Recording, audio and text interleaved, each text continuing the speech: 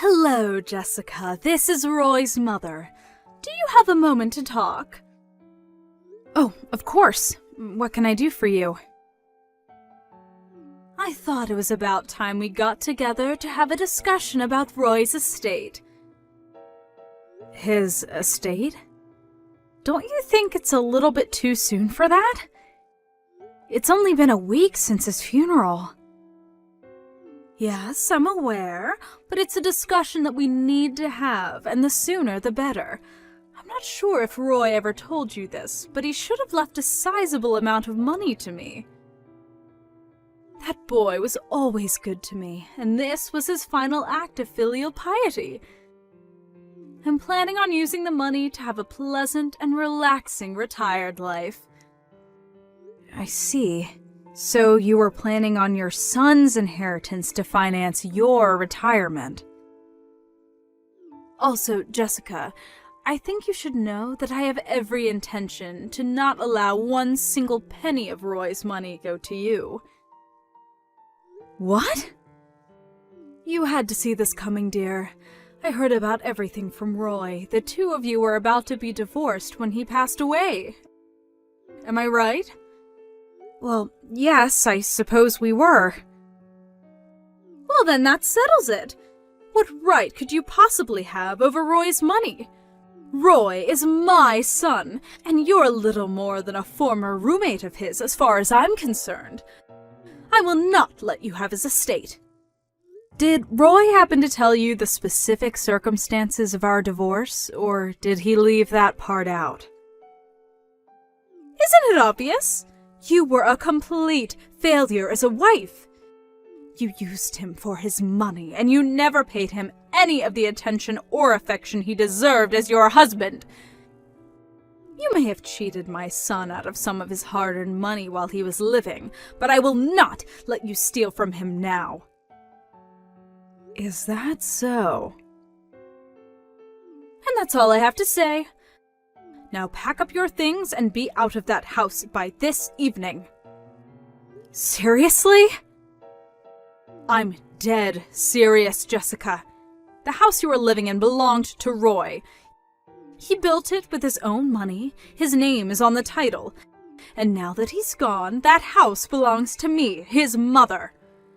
There's no fighting this, Jessica. It's all written very clearly in his will. The house is mine. I'm going to be moving in there as soon as possible, which means you need to leave as soon as possible.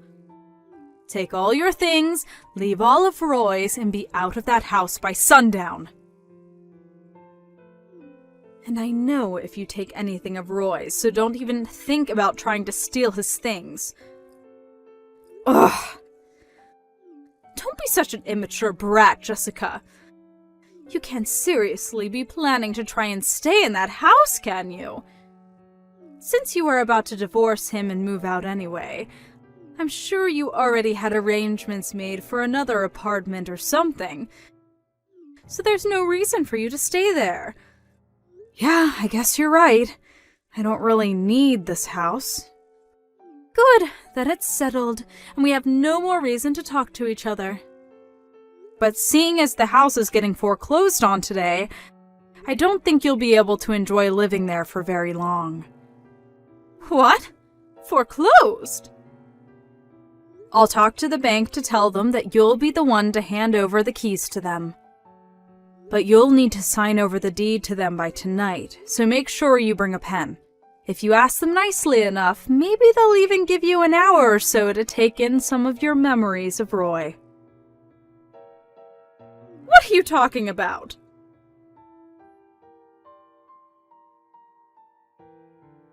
Hi there, Jessica. Hope you're doing well tonight. Thanks again for everything you did with my brother's funeral. I really appreciate it. Hey there, Steph. Don't mention it. By the way, did you get over the fever you caught after the funeral was over? How are you feeling? Oh, that? Nah, I'm totally fine right now. I've been over that for days. I bet I just overexerted myself. I was already burning the candle at both ends with my work lately, and Then in the middle of that, I had to deal with my brother's funeral. Wow, it must have been a really hard time for you then. I'm glad you're doing better anyway. It wasn't too bad. I bet it was way harder on you than me. I know that a lot happened between you and my brother, but I want you to know how grateful I am that you gave him a proper funeral, even after all of that. It's no problem at all, Steph. And by the way, my main purpose for messaging you right now is because I heard that my mom has been pestering you with texts lately about my brother's estate. Is that true? Yeah, kinda. Is she actually still living in that house right now? Yes. Yes, she is. Unbelievable. I don't know what she's thinking. It's like she's completely oblivious to everything that's happened over the last few years and her part in it. My dad says it's like talking to a brick wall trying to talk sense into her these days. Oh boy, I wish there was a way I could help. Well, that's actually the second thing I wanted to talk to you about. I know this is sudden, but are you free at the moment? If possible, I'd like to meet with you in person. There's a number of things I'd like to talk to you about, including what to do next about my mom. Yeah, I'm totally free tonight. I'm staying at the hotel that's right next to the bus station downtown. If I recall correctly, your house isn't too far away from here, right? We could either meet at your house or my hotel's lobby, whichever is best for you. I'll go ahead and head over to your hotel. I remember where it is. Thanks. See you then.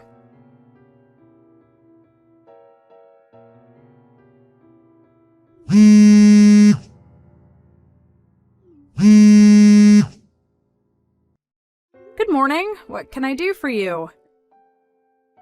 Don't give me good morning. Some people from a real estate agency just came by and said if I don't leave the house soon, they're going to call the police and have me arrested for trespassing. According to them, the house is actually in your name. That's the first I've ever heard of that. Why didn't you tell me? You already sold it to them? You owe me an explanation. Wait, you really didn't know about all that? I guess maybe Roy was planning to tell you about everything once it had been finalized, but it seems like he could have at least told you the bare minimum. Hurry up and explain what you did. Just make sure you're aware that Roy and I were planning to get a divorce when he died, right? Yes, and what of it?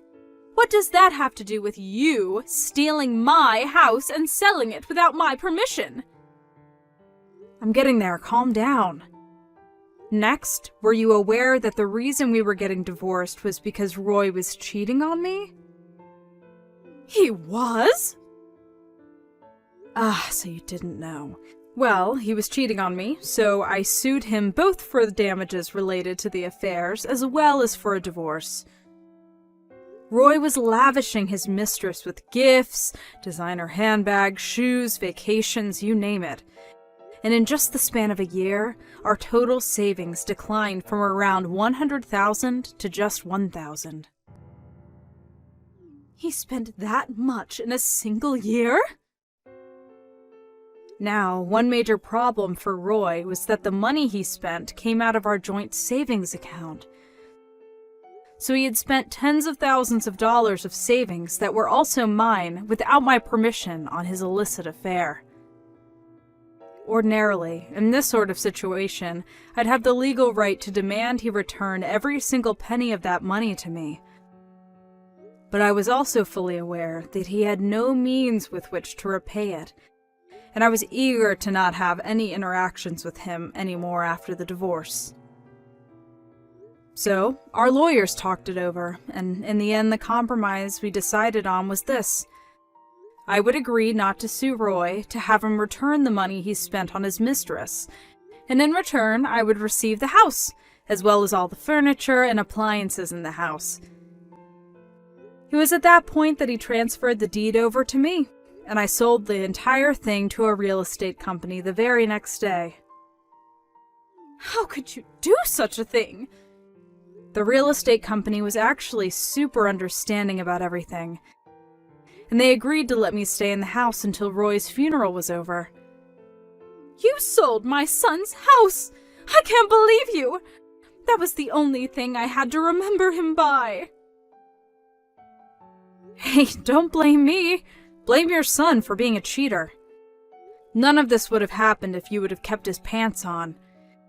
If only he had not slept with that woman, we wouldn't be getting divorced, and he wouldn't have exhausted all of our savings on her. So, yeah. I don't see how I did anything wrong in all of this. It's all Roy and his mistress's fault. Yes, you're right. It's all his mistress's fault, that vile woman. If she hadn't seduced my poor, innocent Roy, then none of this would have ever happened. Who is that vile harpy? Tell me her name.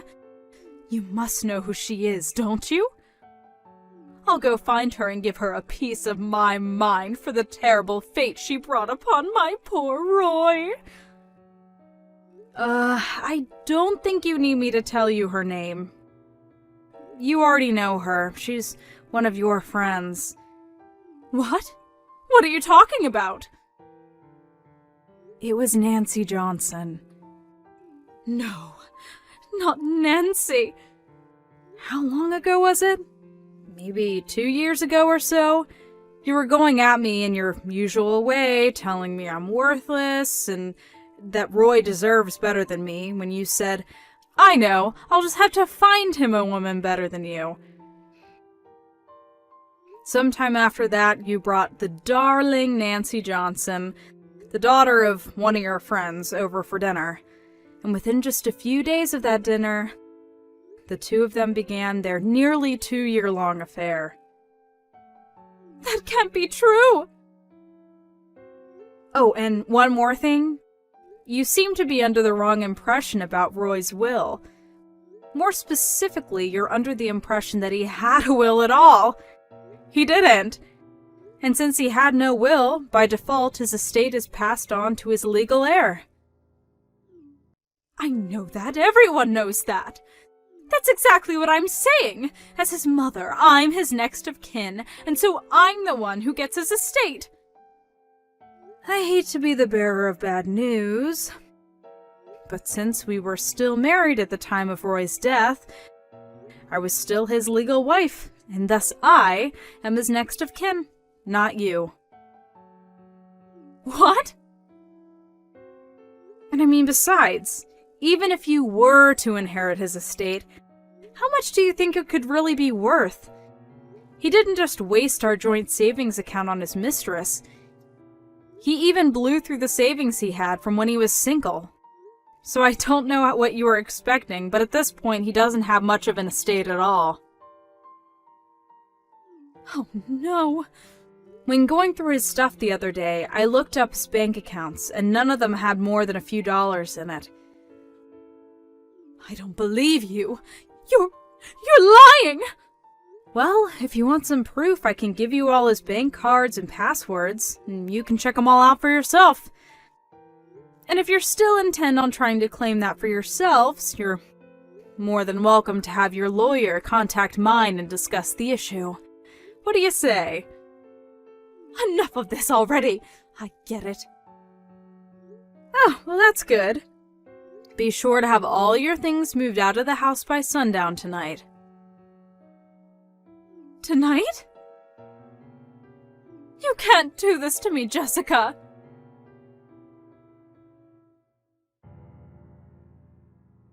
Jessica?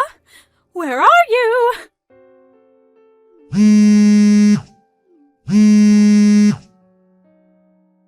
I just stopped by your parents' house, but they weren't living there anymore. When did they move? Where are you? My parents' house? They haven't been living at that house for over a year now. In any case, why are you at my parents' old house? I'm looking for you, of course. Me? Why would you be looking for me at my parents' old house? It's way too far away from my job. I'd have like an hour-long commute every day. Then where are you? Tell me! I don't see any legitimate reason for you to need to know where I am right now. If you need anything from me, you can ask my lawyer. Just tell me where you are this instant! I mean it! If you must know, I'm staying with a friend for a while. What friend? Give me the address of the house, Jessica. That's an order. Not a chance. Why would I? You and I are nothing anymore. I'm not your daughter-in-law. You're not my mother-in-law. Nonsense. Of course you're still my daughter-in-law. Even if Roy has passed away, nothing changes the fact that you were married into this family, Jessica. I'm still your daughter-in-law, whether you like it or not. And as my daughter-in-law, it is your duty to provide me with the financial support. Where did you hear that from? Some weird Facebook group or something? No, I no longer have any duty, morally or legally, to provide you with any support of any kind. You're not getting anything out of me. Don't run away from your responsibilities to me. Were you listening just now? The moment that Roy died, our legal marriage was dissolved, so I no longer have any legal connections to you whatsoever. Is that clear? I'm not your daughter-in-law anymore, and even if I was, I still would do everything in my power to not have to provide you with any support. You're terrible! I don't deserve to be treated this way. After everything you've done to me over the years, you deserve way worse from me than this. You're lucky I didn't sue you for emotional abuse. So no, I'm not going to give you the address for my friend's house, who is even less of a connection to you than me. Now just leave me alone. I never want to speak to you again for the rest of my life. You can't abandon me. What am I supposed to do now? Oh, right. Your husband divorced you the other day, didn't he? How do you know that? I heard the whole thing from Steph. It was quite the story. I didn't even know about this at the time, but the night that Roy got into that car accident, he was on his way to see his mistress, Nancy, wasn't he? Your ex-husband found out about that. And he also found out that you were the one introducing the two of them. Boy, was he shocked to hear that. And the straw that broke the camel's back was when I let the two of them know that you introduced them in hopes that Roy would leave me and get married to her. Once he heard that, he couldn't take it anymore and filed for divorce the very same day. He kicked you out of the house. And when you tried crawling to Steph for help, she cut you out too. Aren't you in a predicament? But there was no way I could have predicted things would turn out like this. I'll give you that much. I wouldn't have seen it coming either if I was in your shoes. But then, if I was in your shoes, I don't think I'd be going around encouraging my son to have an affair, and also actively bringing him women to have affairs with.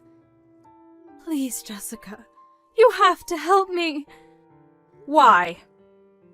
Because I have nowhere else to go. My parents are long dead, and I have no siblings. Don't you remember your wedding vows? You promised to love my son, for better or worse, richer or poorer, in sickness and in health, right? Who cares about legal connections? You're my daughter-in-law. We're eternally bound through your marriage to Roy. I know we can get along well, you'll see. Did you forget the whole "till death do us part" bit? Or that you were the one who pushed Roy into his affair, which led to the ends of both our marriages as well as his life? Well, or that you were constantly verbally abusive to me throughout the entire time I've known you? Lucky for you, your son's good-for-nothing wife is officially out of your hair forever. Jessica, you have to give me a place to live. That's an order. No. Jessica? I'm blocking you. And if you ever try to contact me again, I'll get a restraining order put out on you. Jessica! Goodbye. Enjoy the rest of your life.